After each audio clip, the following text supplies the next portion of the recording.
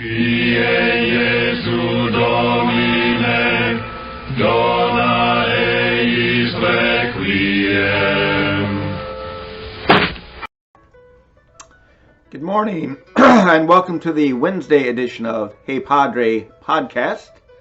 I still haven't gotten back to a daily recording of these, although I'm really praying and thinking about whether I want to get off the internet during Lent or do some sort of prayer thing or reading thing during Lent. A little 5-minute reflection on the reading of the day from Mass, or perhaps a prayer and reflection on that. So if you're watching this on YouTube or Facebook and you want to leave some comments, Lent is just a week away. So I'd appreciate any feedback on what you think. So let's talk briefly about the book of James, the letter of St. James in the New Testament. It's what we're currently reading at Mass.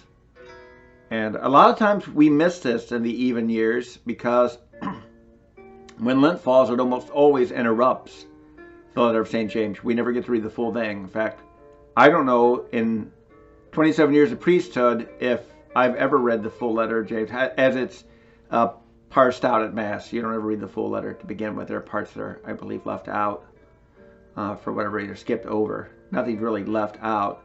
It's just certain things for the sake of following continuity or whatever timeline they did putting together the lectionary, they decided to include and not include. But today's reading talks about anger.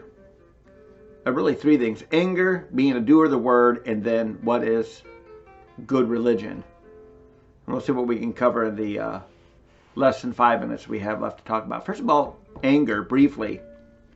The feeling of anger is not a sin. When you start to feel anger, that is a natural reaction to a threat. That's how God wired us. Now the question is whether the threat is rationally perceived or selfishly perceived. In today's society, most of our anger is probably selfishly perceived. It is something I don't like. And anger is meant to be more than a validation of preference. That's what it is for a child. Children get angry because they don't get their way. Adults are supposed to be a little more mature and able to process anger. When does anger become a sin? Anger becomes a sin when it becomes wrath.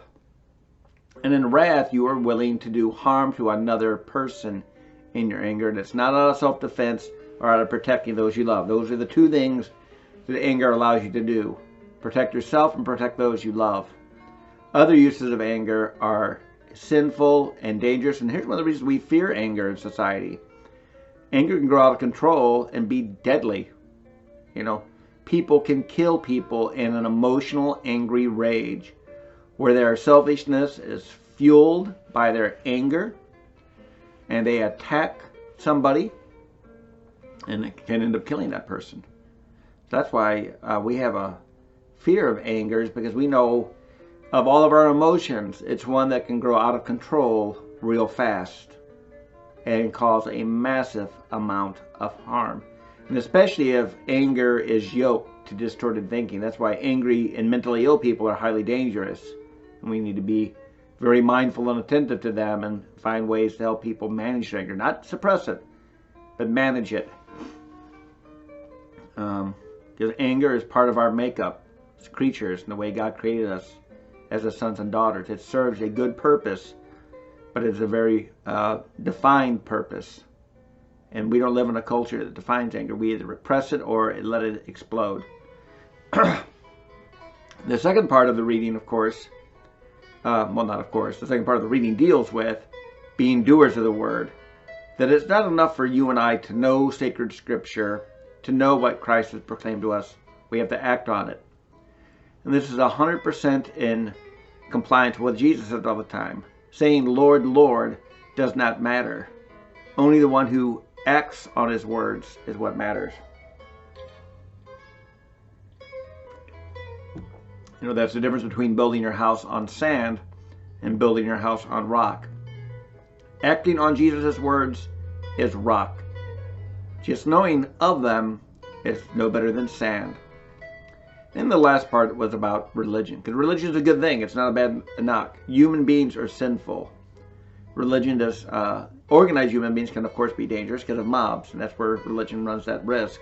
Corrupted religion becomes like a mob, a motivational mob. But that's the same for anything. The greatest evil done last year was done in atheism by communists and Nazis. Socialists and communist regimes did the greatest amount of evil in the last century with millions of deaths. Anyway, have a good day. Religion is not a bad thing. Maybe more on it tomorrow.